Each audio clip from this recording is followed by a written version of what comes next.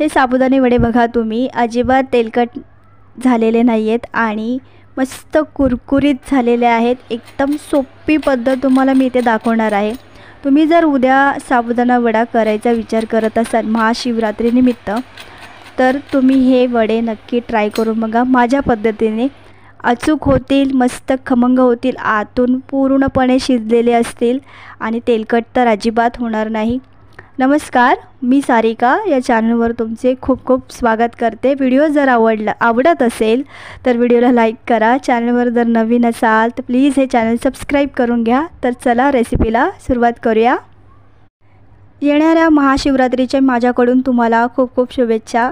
आता हे बघा, हे साबुदाणा आहे ना, मी सकाळी 8 वाजता भिजायला घातलेला, दोनदा स्वच्छ पाण्याने धुवून घेतला आणि साबुदाणाच्या बरोबरीला थोडंसं पाणी ठेवलं, त्याच्या बरोबरीला पाणी ठेवून द्यायचं म्हणजे तो साबुदाणा व्यवस्थित बघा भिजतो, असा स्मॅश झालेला पाहिजे। साबुदाणा वडा जर करताय तर चांगले साबुदाणा भिजलेले पाहिजेत, तेव्हाच ते तेलामध्ये अजिबात फुटत नाहीत।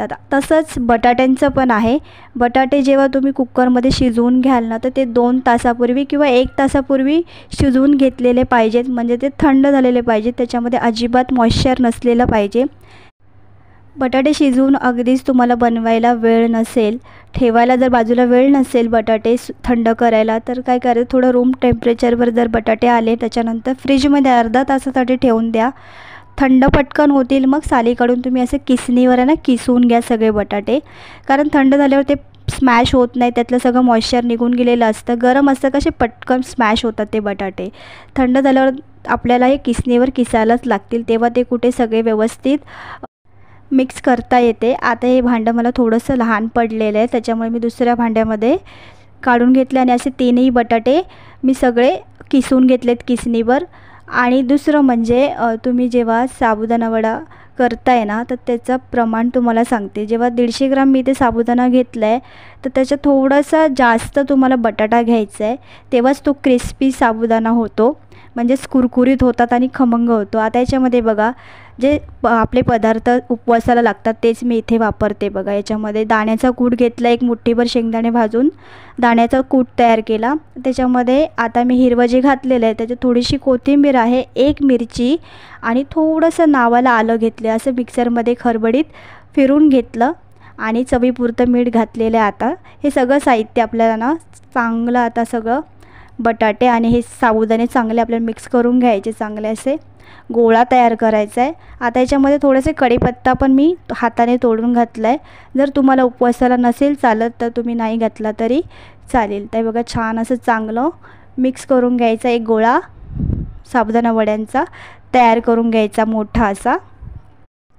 आता तुम्हाला कसे लहान मोठे पाहिजेत तसं तुम्ही करू शकता, पण तुम्हाला मी एक छोटीशी टिप पण देते इथे बघा, जेवढे तुम्ही छोटे आणि चपटे कराल ना ते नंतर मस्त असे फुलतात बघा। जेवढे चांगले फुलणार ना ते आतून चांगले तेलामध्ये ना तळले जातात। जास्त तुम्ही जाड असा मोठा कराल ना तर तेवढाच वेळ तळायला पण जाईल आणि मग नंतर काय होतं, जास्त तळल्यात तेलकट होतात आणि मग ते कुरकुरीत पण होत नाही, नंतर मग खूप तेलकट खायला लागतात।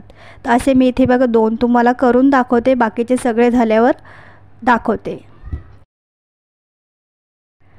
आता इथे मी तुम्हाला दाखवण्यापुरते 5 करून घेणार आहे। बाकीचं जे साबुदाण्याचं सारण आहे साबुदाणे वड्याचं ते मी फ्रीजमध्ये ठेवणार आहे, उद्या महाशिवरात्री आहे तर मी उद्या करणार आहे। तर चला मग फ्रीजमध्ये ठेवते आणि हे बाकीचे जे साबुदाणे वडे आपण चांगले तेलात तळून घ्यायचे। आता मी तेलसुद्धा बाजूला इथे गरम करायला ठेवलेलं आहे। हे जे तेल मी काल आहे ना फराळी चिवडा केलेला तेच तेल आहे, त्याच्यामुळे थोडेसे तुम्हाला याच्यामध्ये काळपट दाणे असे दिसत असतील। तर हे बघा, एक साबुदाणा वडा आधी सुरुवातीला तेलात घालून बघायचा, तेल चांगलं तापून घ्यायचं आणि मीडियम गॅस करताना आपल्याला सगळे वडे सोडायचे। आधी एक वडा घालून पाहायचा, जर त्याचा जास्त पटकन रंग बदलला तर दुसरे वडे घालायचे नाही तर सगळे जळून जातील। हे तेलाचं टेम्परेचर बघा व्यवस्थित आहे आणि 1 मिनिटभर थांबायचं, त्याच्यानंतर वडा उलटून घ्यायचा आणि चारी बाजूने चांगला तळून घ्यायचा। तर 1 ते 1.5 मिनटं इथे झाले बघा, हे वडे तळते मी इथे तुमच्या लक्षात आला असेल बघा मी किती वेळ तरी हे वडे चांगले तेलामध्ये तळते, अजिबात कुठूनच बघा लाल पण होत नाही, व्यवस्थित तळले जातात आहे असेच रेस्टॉरंटमध्ये करतात. जिरं अजिबात घालायचं नाही, जिऱ्याने थोडीशी चव बदलते. खिचडीमध्ये याआधी मी वापरत होते, पण जेव्हा मी बनवत गेले एक एक पदार्थ, तर आपण प्रत्येक वेळी जेव्हा बनवतो तेव्हा आपल्याला समजतं की हां याच्यामध्ये ही चव अशी लागते तशी लागते, तर आपल्याला समजतं. त्याच्यानंतर मग मी जिरं घालायचं बंद केलं आणि अजिबात जिरं वगैरे घालायचं नाही. बघा मस्त असे क्रिस्पी आपले वडे तळून तयार आहेत. खूप लाल करायचे नाही. बघा आतून छान असे झालेले आहेत, तुम्हाला दिसतीलच. आधी सुरुवातीला जर तुम्ही बघितलं असेल तर बघा आतून मस्त खुसखुशीत होते. आणि हे बघा असं एक वडा इथे तुम्हाला मी दाखवते. बघा किती छान झालेले आहे. आणि सगळे तेल चांगलं व्यवस्थित झाऱ्यामध्येच कढईमध्ये सोडून घ्यायचं, तेल व्यवस्थित म्हणजे नितळून घ्यायचं. आणि सगळे वडे मी आता इथे काढून घेते. आता तुम्हाला वड्याची साईज दाखवते. बघा किती दुप्पट झालेली आहे.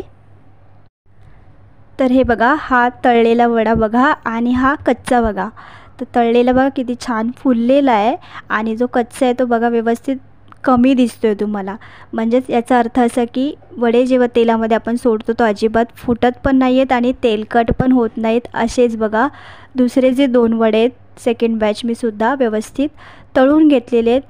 सुरुवातीला गॅस मिडियम ठेवायचा. जेव्हा वडे थोडेसे तळत आले की गॅस बारीक करून घ्यायचा आणि व्यवस्थित वडे सगळे तळून घ्यायचे. आणि तेलही बघा अजिबात कमी झालेलं नाही आहे. तर हे बघा मस्त असे कुरकुरीत आपले साबुदाणा वडे सगळे झालेले आहेत. बाकीचे मी ठेवून दिलेलं आहे, तुम्हाला दाखवलेलंच आहे. तुम्हाला याच्यासोबत जर चटणी बनवायची असेल तर चटणी बनवून खा किंवा चहा आणि नुसते हे साबुदाणा वडे जरी खाल्ले तरी मस्त पोट भरेल. इतके छान चविष्ट असे साबुदाणा वडे झालेले आहेत. आता हे पहा किती छान कुरकुरीत झाले, तुम्हीच पहा.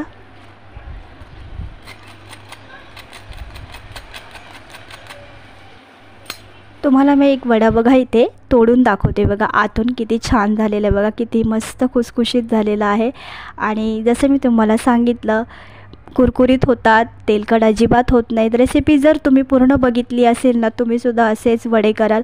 मलासुद्धा आधी जमत नव्हते, असेच करता करता माझ्या लक्षात आलं, तशी ती रेसिपी मी करत गेले. माझ्या यजमानांना साबुदाणा वडे खूप आवडतात, त्याच्यामुळे मला ही रेसिपी व्यवस्थित करायला जमली आहे असं मला वाटतं. तुम्हाला जर वाटलं असेल तर कमेंट करून नक्की सांगा आणि व्हिडिओला नक्की लाईक करून घ्या. चॅनलवर नवीन असाल तर चॅनल सबस्क्राईब करा. मस्त चविष्ट झालेले आहेत, तुम्हीसुद्धा ट्राय करून बघा. आणि तुम्हाला महाशिवरात्रीच्या पुन्हा एकदा खूप खूप शुभेच्छा देते. चॅनलवर जर नवीन असाल ना तर हे चॅनल सबस्क्राईब करून घ्या, म्हणजेच तुम्हाला माझे असे सगळे स्वयंपाकाचे व्हिडिओ बघायला मिळतील. आणि हा व्हिडिओ भरपूर शेअर करा. चला भेटूया नवीन व्हिडिओमध्ये. धन्यवाद.